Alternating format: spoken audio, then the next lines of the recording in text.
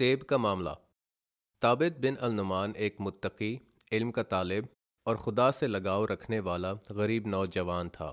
ایک دن فاقے کی حالت میں وہ گھر سے کھانے کی تلاش میں نکلا، مگر اسے کچھ نہ ملا، حتیٰ کہ وہ سڑک کے آخر تک جا پہنچا۔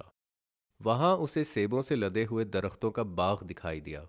اس نے ہاتھ بڑھا کر ایک سیب توڑ کے کھایا اور باغ میں موجود پانی کے تالاب سے اپنی پیاس بجھائی۔ اچانک سے اسے اپنی غلطی کا احساس ہوا۔ اوہو، یہ میں کیا کر بیٹھا؟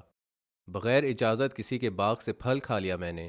اب مجھے جا کے اس باغ کے مالک کو ڈھونڈنا ہوگا اور اس سے معذرت کرنی چاہیے۔ اس سوچ کے ساتھ وہ تلاش میں نکلا اور ڈھونڈتے ڈھونڈتے صحیح مکان جا پہنچا۔ دروازہ کھٹکھٹانے پر ایک آدمی باہر آیا اور پوچھا، کیا بات ہے؟ ثابت نے بتایا، میں نے آپ کے باغ سے ایک سیب کھا لیا ہے، مجھ سے غلطی ہو گئی ہے، مجھے آپ سے معافی چاہیے۔ آدمی بولا، میں تمہیں ہرگز معاف نہیں کروں گا اور قیامت کے دن اس سیب کا بدلہ تم سے ضرور لوں گا۔ ثابت رونے لگا اور کہا، میں آپ کے لیے کسی بھی طرح کی مزدوری کرنے کو تیار ہوں، آپ بس مجھے معاف کر دیجئے۔ آدمی اپنی جگہ قائم رہا اور ثابت کو چھوڑ کر اپنے گھر واپس چلا گیا۔ کچھ دیر بعد جب وہ آدمی نماز پڑھنے کے لیے نکلا تو ثابت کو اپنے دروازے کے باہر بیٹھا پایا۔ اس کی داڑھی آنسوں سے بھیگ چکی تھی اور وہ بولا، میں آپ کے باغ میں مزدوری کرنے کے لیے تیار ہوں، آپ مجھے معاف کر دیں۔ باغ کا مالک بولا، میں تمہیں اپنی بیٹی سے شادی کرنے کے بدلے میں معاف کر سکتا ہوں۔ بات سن کے ثابت حیران تو ہوا مگر معافی کے لیے راضی بھی ہو گیا۔ آدمی بولا، میری بیٹی اندھی ہے، وہ دیکھ نہیں سکتی، گونگی ہے، بول نہیں سکتی، وہ بہری ہے، سن نہیں سکتی۔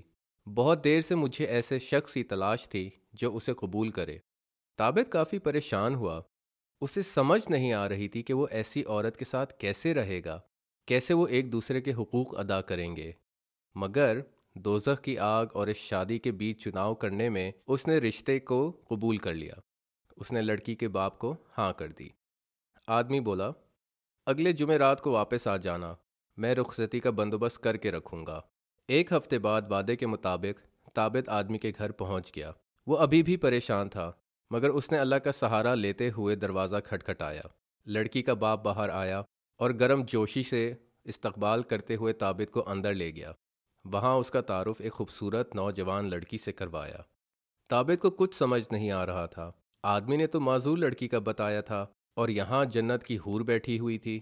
وہ لڑکی سمجھ گئی ثابت کیوں پریشان ہے۔ وہ اٹھ کے ثابت کے پاس آئی، اس کا ہاتھ چوما اور بولی، میرے والد نے آپ سے بالکل درست بات کی ہے۔ میں گونگی ہوں کیونکہ میں نے کبھی کوئی غلط بیانی نہیں کی۔ میں بہری ہوں کیونکہ میں کبھی غیبت کی محفل میں نہیں بیٹھی۔ میں اندھی ہوں کیونکہ کبھی کسی نامحرم پہ نظر نہیں ڈالی۔ میں اپنے والد کی اکلوتی اولاد ہوں اور وہ ہمیشہ سے میرے لیے متقی شوہر چاہتے تھے۔ انہیں سمجھ آ گئی کہ جو شخص ایک سیب کی وجہ سے اتنا پریشان ہے وہ یقیناً ان کی بیٹی سے حسن ظن رکھے گا۔ انہیں بہت خوشی ہے کہ آپ ہمارے خاندان کا حصہ بن رہے ہیں۔ 1 سال بعد ثابت کے گھر بیٹا پیدا ہوا جسے اسلامی تاریخ میں سب امام ابو حنیفہ کے نام سے جانتے ہیں۔